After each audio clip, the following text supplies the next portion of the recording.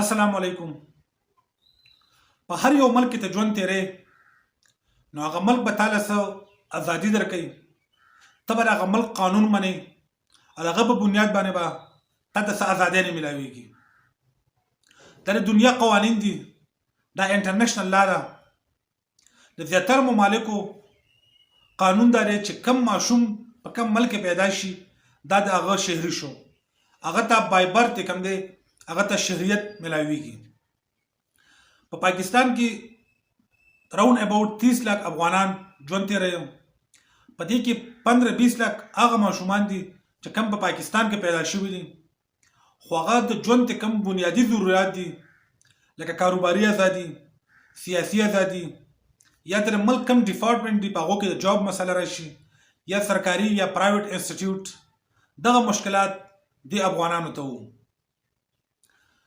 دا د یو شهري قانوني حیثیت دی او دغه دا حق دی چې په کم ملک پیدا شي دا به د هغه ملک قانون فالو کوي او هغه ملک به دله ازادي ورکوي.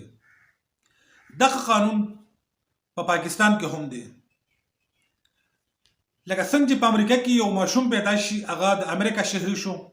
دغه یو مثال بل درکم، باراک اوباما چې دغه پلار امریکن سټیزن نو، خو باراک اوباما الته پیدا شو او هغه د امریکن سټیزن شو او حتی تر دې پورې چې د امریکای په تاریخ کې دغه یو نوم دی او په ښه فهرست او په ښه کسانو کې باراک اوباما نوم یادېږي. دغه رنګې په برطانیه کې هم دا قانون دی چې کوم ماشوم الته پیدا شي نو هغه بای برت دغه ملک شي، دغه شهري شي.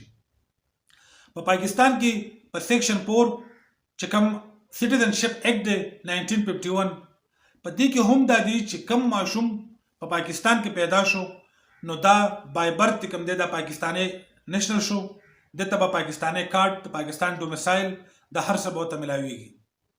په دې کې بیا یو دوه ځل کوم ریسټریکشن لګېدلی دی. یو په هغه ځای کې چې کوم د سفیر زوی پیدا شي په پاکستان کې نو دغه ته د پاکستان نېشنلټي نه میلاویږي. او یو هغه کس چې فرض کړي یو یا د انډیا یا د بل یو ملک یا د بل یو ملک کسان یا انیمیز هغه اټیک وکړي د پاکستان څخه علاقه قبضه کړي اول تر هغه ماشومان پیدا شي نو هغه ته به د پاکستان نېشنلټي نه میلاویږي. بقایا دا د هر یو انسان د حق دی چې هغه ته به د پاکستان نېشنلټي میلاویږي. په دې باندې مخکې هم من خبره کړې وه چې په پاکستان کې ډیر زیات افغانان دي، هغوی دلته ژوند کوي، هغو ته ازادي نه هم شته دی، خو هغه ازادي چې کوم د انسان بنیادي ازادي ده لکه هغه سیاست یا ګورنمنت ډپارټمنټ جاین کول یا نورو محکمو کې خپل قابلیت مخې ته راوړل، دغه په هغو باندې پابندي وه. نو په دې فیصله کې چې کوم په اسلام آباد های کورټ کې روانه وه، په دې کې یو افغاني ځوان تر هغه 40 کلن و، هغه کیس جمع کو چې زه په دې ملک پیدا شوی یم، دلته زما ملګري دي، دلته ما ژوند تیر کو، ما ته بنیادي ضرورت او زما ته کوم حق دی ما ته هغه میلاو شي. نو په هغه باندې د چیف جسټس ډاکټر خستاني مارشال هغه په ډیره ښه آیډیا پیش کړه، هغه کې نادرا ته هم نوټس وکړو او وزیر داخله ته هم وکړو او په دې بنیاد باندې خبره وکړه چې د دې ته کوم برث سرټیفیکیټ دی دغه په بنیاد باندې دې ته نېشنلټي میلاو شي. دا خبره اوسنۍ نه ده، دا خبره په 1951 ته کوم سټیزنشپ اکټ دی په هغه کې هم موجود ده، خو دا په عملي کېدل نه، په دې باندې به کار نه کېدو بلکې مختلف بهانې به ورته جوړېدلې. نو دا اوس یو بهترین عمل دی، کو چېرته په دې باندې عمل وکړلی شي نو پاکستان کې د څومره هم بنګلادیش خلک دی یا د نورو ممالکو خلک دی یا د افغان ریفیوج دي چې هغې دلته پیدا شوي دي نو دا د هغو لپاره یو بهترین عمل دی.